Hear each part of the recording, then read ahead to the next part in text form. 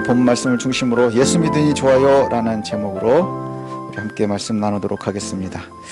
나는 구원열차 올라타고서 하늘나라 갑니다 빵빵 이런 게 있었어요. 차표 필요 없어요. 주님 운전하시니 나는 염려 없어요. 죄송합니다. 자꾸 썰렁하게 만들어서 예수 믿고 구원 냈네 월요일 날에 예수 믿으세요 이런 찬양도 하고요. 이게 45년 전에 제가 부르던 찬양입니다. 초등학교 때 아주 신나게 불렀었던 건데 어른이 되니까 이런 기쁨이 별로 없는 것 같아요. 예수 믿으니까 좋아요? 고민이 많습니다. 어른이 되니 점점 염려도 많아지고 기쁨도 강렬하지 않은 것 같아요. 그래서 오늘 제목이면서 또 질문입니다. 예수 믿으니까 좋습니까? 정말 좋으십니까? 감사합니다. 저는 안 좋을 때도 되게 많습니다. 뭔가 좋은 게 있고 또 감사한 게 있다는 건 또 세상에서는 또 약점이 되기도 하고 뭐 이런 것 같아요. 오늘 말씀을 들은 후에도 정말로 감사할 수 있었으면 참 좋겠습니다. 오늘 본문 2장이요. 그러므로라는 접속사로 이렇게 시작을 합니다. 접속사로 시작을 하는데 성도들은 이 땅에서 살면서 여전히 복음을 대적하는 악한 세력들과 싸워야 됩니다. 그러나 두려워하지 않아도 되는 것은 무엇 때문이냐? 그 전쟁은 악과 우리가 싸우고 있다고 하는 것은 뭐에 대한 증거냐? 우리가 구원받았다 하는 증거래요. 성경이 그렇게 이야기합니다. 앞서 27절부터 마지막 절까지 보면 우리가 구원받았다는 증거고 또 우리가 고난을 받는 것은 복음을 위한 특권을 누리는 것이다. 또 거기에 뭐가 따라오느냐? 그리스도의 복음을 위해서 우리가 고난받을 특권도 있다. 이 말씀 기억나시는지 모르겠습니다. 그래서 우리가 함께 힘써 함께 싸워서 이겨야 한다. 그러한 내용들이 앞에 있는데 그것을 봤습니다. 그래서 그러므로 이렇게 시작을 하는데 1절부터 4절까지가 헬라어 원문에 보면 한 문장입니다. 한 문장.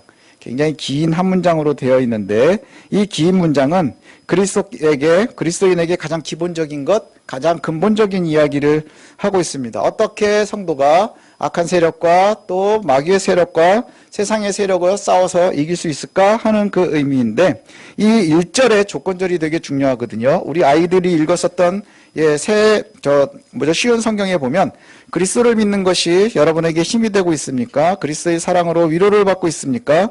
성령 안에서 서로 교제하며 친절과 동정을 베풀고 있습니까? 이렇게 구분돼서 이렇게 번역이 되어 있어요. 조건절인데 여기에 이 성경에는 if로 나와 있습니다. 영어 성경에는 if로 나와가지고 조건이 나와 있는데 이걸 번역을 하면 이렇게 해석할 수 있거든요. 만약에 너희가 그리스도의 권면을 받았다면, 만약에 너희가 사랑의 위로가 있다면, 성령의 교제나 긍휼과 자비를 받았다면 이렇게 해석이 될 수 있을 것 같은데 이 조건절은 보통 과거에 너가 받았니? 하고 물어보지만 이것은 미래에 받았다면 이라고 하지만 이것을 과거로 해석을 하는 게 맞아요. 그래서 쉬운 성경에 있는 것처럼 너희가 받았으니 이렇게 받아야 돼요.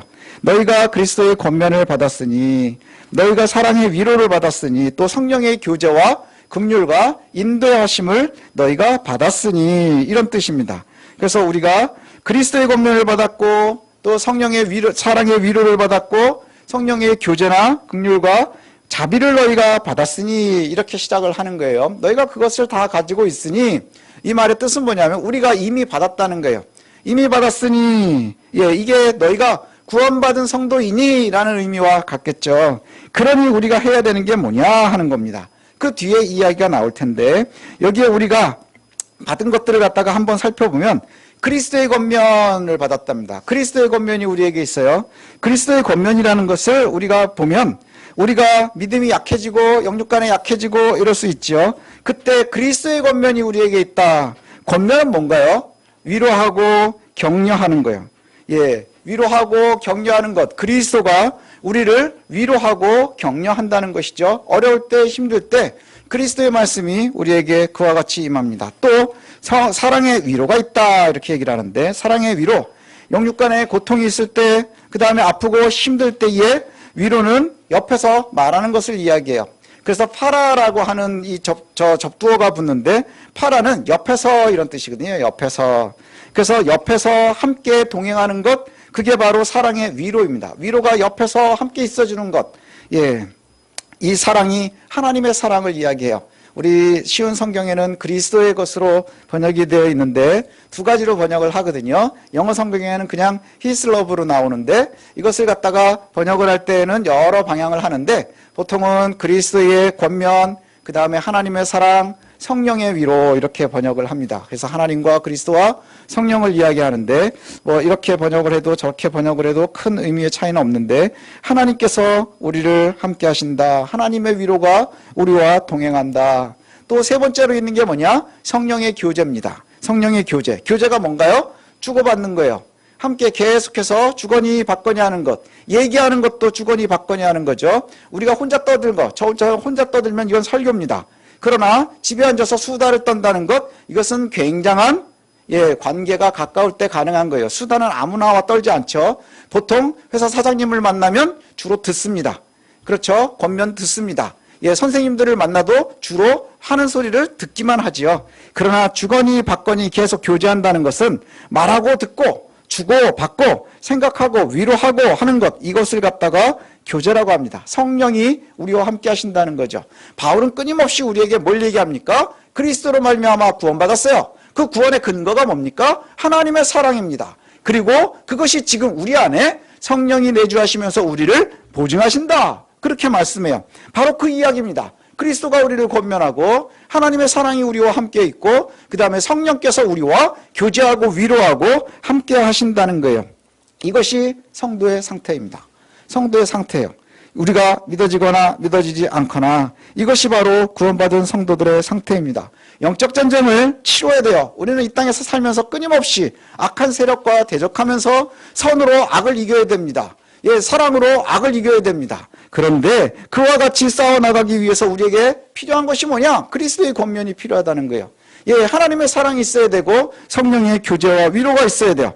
이것이 지금 우리에게 이미 임했다 하는 것이죠. 그것을 말씀하고 있습니다. 그리고 나서 2절부터 4절 이제 우리에게 따라오는데, 자, 그렇게 너희가 그리스도의 권면으로 하나님의 사랑으로 성령의 교제로 함께하고 있다면 그럼 이제 우리는 어떻게 살아야 되느냐? 성도들이 이 땅에서 어떤 전쟁을 해야 되느냐 하는 말씀이 있는데 2절부터 4절까지가 바로 그 부분입니다. 마음을 같이 하여 같은 사랑을 가지고 뜻을 합하여 한 마음을 품고 아무 일에든지 다툼이나 허영으로 하지 말고 오직 겸손한 마음으로 각각 자기보다 남을 낮게 여기고 각각 자기 일을 돌볼 뿐더러 또한 각각 다른 사람들의 일을 돌보아 나의 기쁨을 충만하게 하라. 아주 윤리적인 이야기 같죠.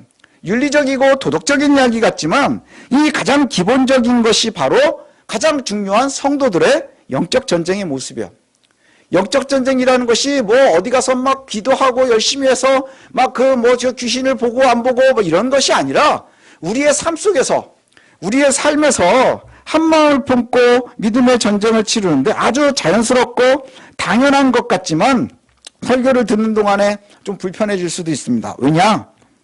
나는 지금 힘들어 죽겠는데 성경은 뭐라고 얘기합니까? 한 마음을 품어야 되고 항상 사랑해야 되고 너만 생각하지 말고 이웃을 생각해야 된다. 그 이야기를 합니다. 성도들은 그리스도와 하나님과 성령과 온 교회가 마음을 같이 해서 사랑하고 한 뜻을 품어야 된다. 이렇게 말합니다. 다툼과 허영은 분열입니다. 미워하고 허세를 부리고 더 높아지려고 하는 것이 아니라 오직 겸손하고 스스로 낮아져라. 이렇게 말씀하고 있어요. 나를 돌보는 것 중요하죠. 그러나 다른 이들을 돌보는 것도 역시 중요하다는 거예요. 이래서 우리가 경쟁사회를 살아가는데 불리한 겁니다.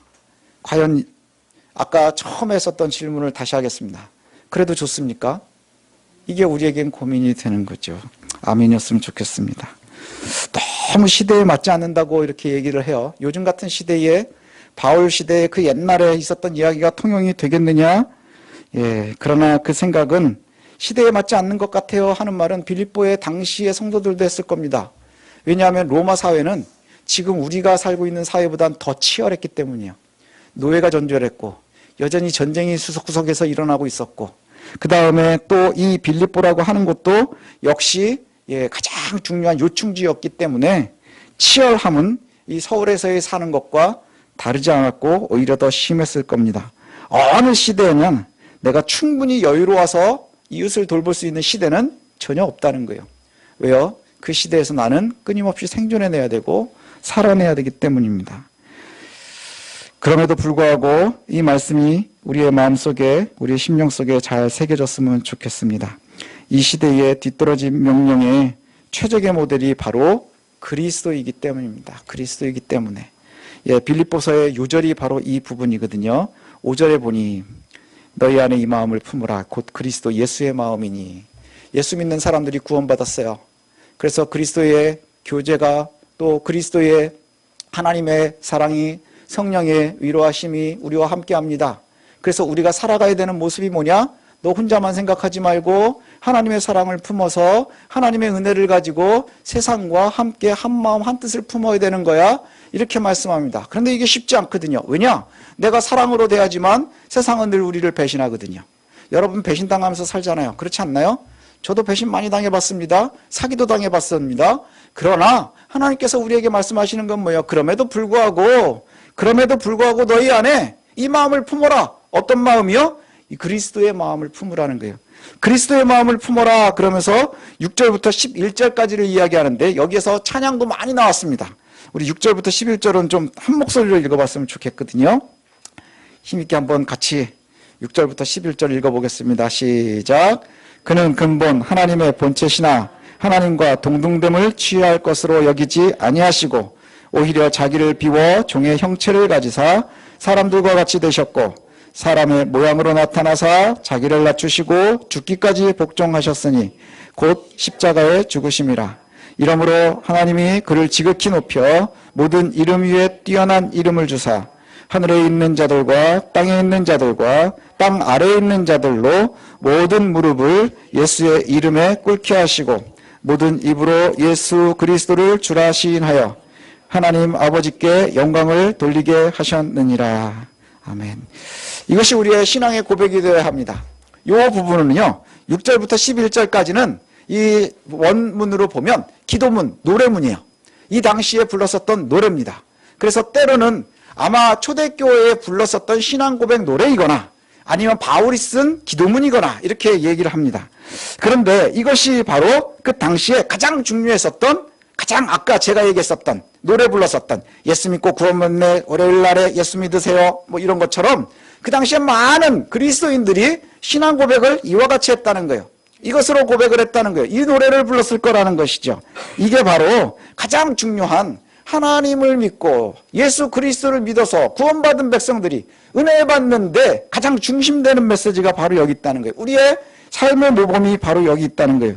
그리스도는 그저 우리의 구원자일 뿐만이 아니라 우리가 어떻게 이 땅을 살아가야 되는지, 그리고 우리가 이 세상에서 어떤 모습으로 있어야 되는지를 알려주고 있는 교사의 역할도 하시고요. 그 다음에 실제 모범을 보인 모델이 되기도 하신다는 거예요. 그래서 얘기하는 게 뭐냐? 예수 그리스도의 성육신을 이야기해요. 이제 곧 성탄절이 다가올 텐데 성육신이라는 게 뭡니까? 우리가 이거 잘 설명하고 있어요. 근본 하나님의 본체셨어요. 그래서 요한복음에도 보면 태초에 말씀이 계셨어요. 그 말씀이 하나님과 함께 하셨고 그게 곧 하나님이신 거예요. 그런데 그 하나님의 본체에서 어떻게 오셨느냐? 그 동등됨, 하나님의 몸을 유지하지 않고 하나님의 지위를 버리고 그리고는 자기를 비워 나를 모두 포기해서 사람으로 오셨다는 거예요. 가장 낮고 천한 곳까지 오셔서 스스로 자신을 쳐서 복종시키고 십자가에 달려 죽기까지 섬겼대요. 그런데 이것이 우리가 구원의 근거이기도 하지만 우리가 따라가야 될 모범이기도 하다는 거예요. 이래서 여기가 어려워지는 것이지요. 죽기까지, 고난까지, 받기까지 그렇게 복종하셨어요. 그래서 그리스도가 주가 되신 거예요. 그리스도가 가장 높은 곳에 이름을 두신 거예요. 하늘에 있는 자들이나 땅에 있는 자들이나 땅 아래에 있는 자들이나 모두 그리스도 앞에 무릎을 꿇어야 살 수 있다는 것이죠. 지극히 높은 곳에서 그와 같이 되셨습니다. 이 말씀이 은혜가 되었으면 좋겠습니다. 그런데 쉽지가 않아요. 이 예수님을 믿고 구원받았습니다. 여기까지 너무 은혜로운데 그 길을 우리도 따라야 합니다. 그러면 이제 어깨에 큰 돌덩어리가 하나 떨어지는 것 같죠. 너무 고통스러운 길일 수 있습니다. 예수님의 사역을 한번 보십시오. 영화 같은 데 보십시오. 편안합니까? 별로 편안하지 않았던 것 같아요. 그런데 다시 1절과 4절의 말씀을 보면 우리를 비무장으로 내보내지는 않으신다는 거예요. 비무장으로 내보내지 않으세요. 성도들을 그리스도의 권면으로 무장하시고요. 하나님의 사랑으로 무장하시고요. 그 다음에 성령의 동행으로 무장하게 하셨다는 거예요. 완전 무장된 구원받은 성도들이 이제 믿고 행하면 되는 겁니다. 행함이 중요한 것이죠. 그리스도가 자신을 비웠지만 하나님께서 높여주셨어요. 그와 같이 그리스도께서 자기 하나님의 본체를 다 버리고 가장 낮은 곳까지 내려와서 죽기까지 복종하신 모습이 있었다는 것이지요. 이것이 우리에게 크나큰 위로가 되었으면 좋겠습니다. 그는 근본 하나님의 본체신데 하나님과 동등됨을 취할 것으로 여기지 않고 오히려 비웠답니다. 이것이 우리에게 가장 중요한 말씀입니다. 또 개인의 이익이나 헛된 영광을 구하지 않고 겸손한 마음으로 자기 자신보다 이웃을 사랑하는 것, 이것이 그리스도인들이 나아가야 될 길이라는 것이지요. 그리고 그 겸손함을 하나님께서 높이셨다. 예수님께서 우리에게도 이것을 말씀을 직접 하셨거든요. 우리가 어떤 역할을 해야 된다고 주님 말씀합니까? 소금과 빛의 역할을 해야 된다는 거예요. 소금과 빛의 역할을 한다. 소금은 세상을 짜게 하는 것이고요. 빛은 높은 곳에 들려서 세상을 비추어야 하는 겁니다. 빛을 등경 아래 두지 않아요. 가장 낮은 곳에 숨겨두지 않습니다. 숨겨져 있는 빛은 의미가 없는 것이지요. 짜지 않은 소금은 쓸데없는 겁니다. 그래서 버려지는 거예요. 지금 한국교회와 성도의 위기도 바로 이런 맥락에서 볼 수 있는 것 같아요. 그리스도의 복음이 온전히 성도의 삶에, 교회에 잘 녹아있느냐 하는 것이죠. 잘 녹아있느냐. 그래서 불신의 시대에 세상에 선한 영향력을 행사하고 있느냐, 그와 같이 실행하고 있느냐, 이거 우리가 한번 고민해 봐야 됩니다. 제가 자료를 좀 이렇게 찾아봤어요. 자료를 좀 찾아보니까 되게 불편한 자료들이 좀 많이 나옵니다. 현재 성도들과 교회 상태를 우리가 좀 짐작할 수 있는 것들인데, 보고서를 몇 개를 좀 찾아봤더니 코로나 때부터 좀 찾아보겠습니다. 보고서에 의하면 코로나를 지나면서 우리나라 기독교에 대한 인식이 많이 바뀌었어요. 기독교에 대한 인식이 굉장히 많이 바뀌었는데 어떻게 되었느냐? 아주 급격한 추락을 경험을 했습니다. 그래서 코로나 팬데믹을 겪으면서 믿지 않는 밖에 있는 사람들이 그리스도인들을 보면서 뭐라고 생각을 하느냐? 교회를 사회적 책임을 다하지 않는 집단이다. 불편하죠. 이기적인 집단이다. 이런 인식들이 되게 많아졌다고 그래요. 그래서 기훈실에서 기독교 윤리 실천운동에서 보니까 신뢰도를 조사를 했는데 믿지 않는 사람들이 교회를 얼마나 신뢰하느냐 그랬더니 2020년에 조사했을 때 30.8% 정도가 신뢰한다 이렇게 얘기를 했대요. 30.8%. 그러니까 대강 하면 10명 중에 한 서너 명 정도가 기독교를 신뢰한다 이렇게 얘기를 한 거예요. 2020년에. 1년 뒤에 또 조사를 했습니다. 2021년에. 그때는 신뢰한다가 20.9%로 떨어졌어요. 10%포인트가 떨어진 거예요. 10%포인트 엄청난 추락입니다. 그냥 급격히 추락해버린 겁니다. 그리고 주요 종교들이 따르죠. 기독교, 불교, 천주교, 원불교까지인가 들어갔나? 거기서 최하위입니다. 또 엠브레인이라고 하는 이 조사하는 데가 있는데 엠브레인 트렌드 모니터에서 기독교인 하면 생각나는 키워드를 갖다가 조사를 했어요. 그랬더니 거기에 32%가 뭐라고 얘기했느냐? 거리 두고 싶다. 그 다음 30%가 이중적이다. 그 다음에 29%가 사기꾼이다. 이렇게 얘기했어요. 이게 코로나를 지나가면서 맺게 된 우리들의 성적표입니다. 그리고 나서 작년에 12.3 사건이 있은 이후에, 내란이 있은 이후에 기독교는 어떤 프레임이 또 쓰여지게 됐느냐? 구구정치 파트너다 이런 프레임이 또 쓰여지게 됐어요.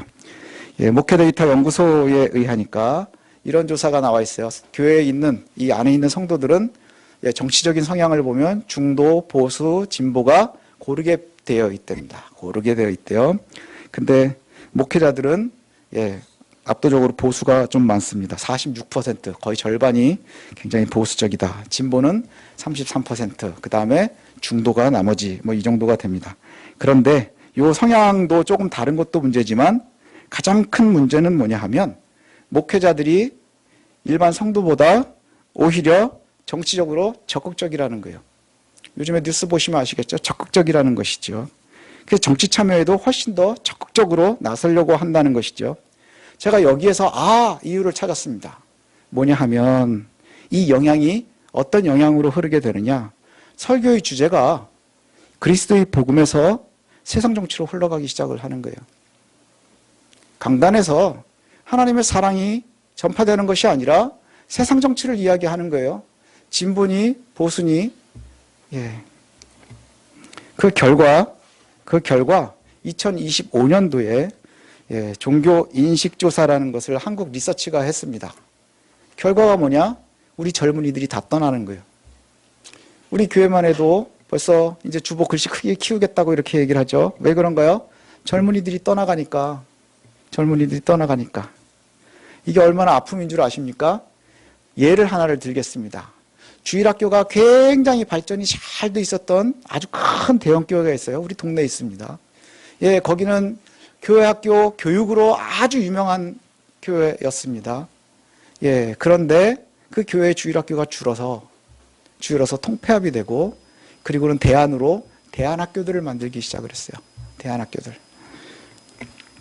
과연 지금 교회와 목회자의 모습이 하나님의 나라를 향하고 있느냐, 한번 우리가 봐야 됩니다.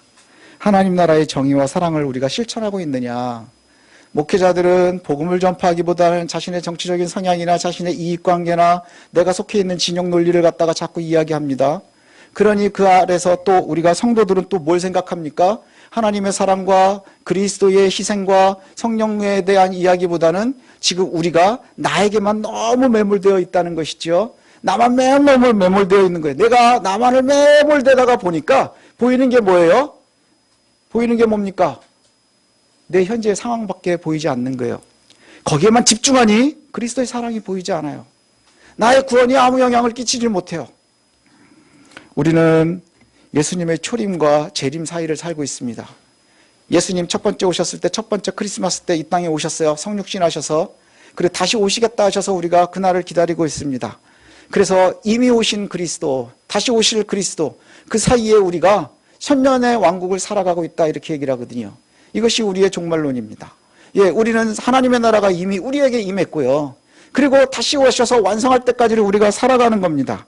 그래서 완성되어 있지만 아직도 완성되지 않은 그 시기를 살면서 이 땅에서 하나님의 나라의 구원을 우리가 이미 누리고 있고 또 여전히 싸워 나가야 된다는 거예요. 여전히 싸워 나가야 된다는 거예요.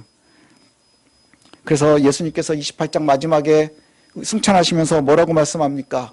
우리에게 너희가 가서 모든 민족을 제자 삼아 아버지와 아들의 이름으로, 성령의 이름으로 세례를 주고 내가 분부한 것을 다 가르쳐서 지키게 하라, 이렇게 명령하셨어요.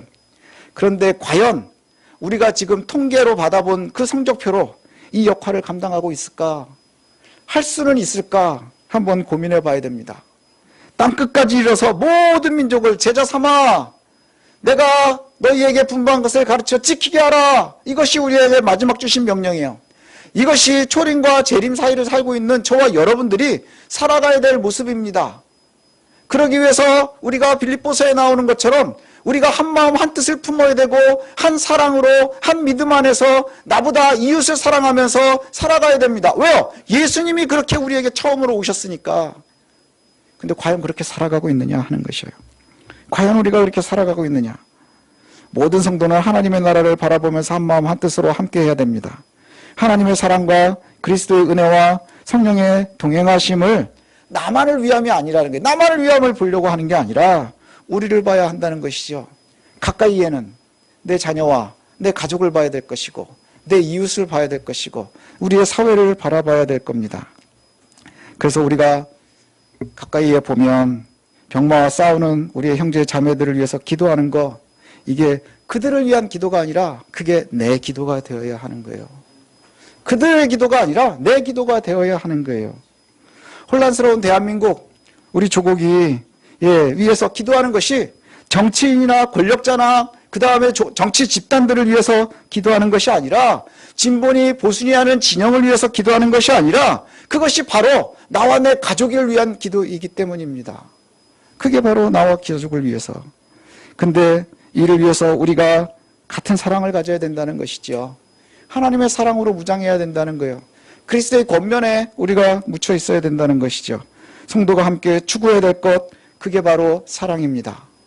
그래서 예수님이 사랑을 이야기하고 하나님이 우리에게 사랑이시고 죽기까지 사랑을 하고 핍박을 받으면서도 사랑을 하는 것, 그게 바로 우리들의 모습입니다. 그리고 이것이 우리들이 나아가야 될 길입니다. 여러분, 우리가 이웃을 위해서 기도하는 것, 그거 그냥 그를 위해서 기도하는 게 아니라 그게 바로 나를 위한 기도입니다. 그게 내가 그리스도의 길을 따라가는 것이에요. 구원받은 백성을 길을 따라가는 겁니다.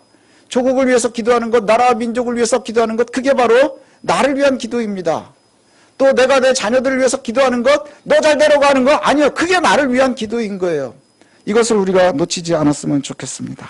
다시 처음으로 한번 돌아가 보겠습니다. 이렇게 큰 짐이 있는데 예수 믿는 게 좋습니까? 이게 좋아지면 복되는 겁니다.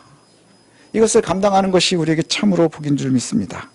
하나님의 사랑으로, 하나님의 생각으로 나만을 위한 것이 아니라 우리를 위하는, 나만을 위하는 것이 아니라 내 가족을 바라보는, 내 자녀들을 바라보는, 내 이웃을 바라보는, 나의 동료들을 바라보는 그들을 위한 기도가 곧 나를 위한 기도인 것을 놓치지 않는 은혜 누리시기를 소원합니다. 그래서 기도가 끝날 때마다 또 순간순간 주님, 내가 이것을 감당합니다. 감사합니다. 예수 믿으니 좋네요. 라는 고백을 저와 여러분들이 할 수 있었으면 좋겠습니다. God loves you. I pray that you believe in Jesus and receive salvation. 하나님 널 사랑하십니다. 예수님을 믿고 구원을 받으시길 기도합니다. God loves you.